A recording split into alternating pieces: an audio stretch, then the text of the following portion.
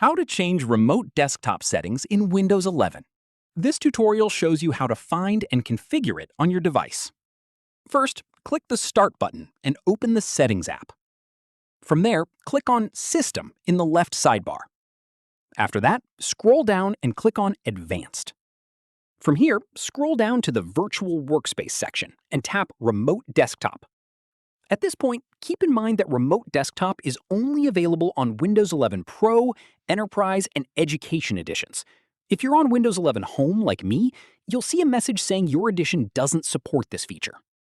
Following this, if you do have a supported edition, you'll see a toggle to enable Remote Desktop. Turn that on to allow other devices to connect to your PC remotely. After that, you can also enable network-level authentication from the same page for an extra layer of security when connecting remotely.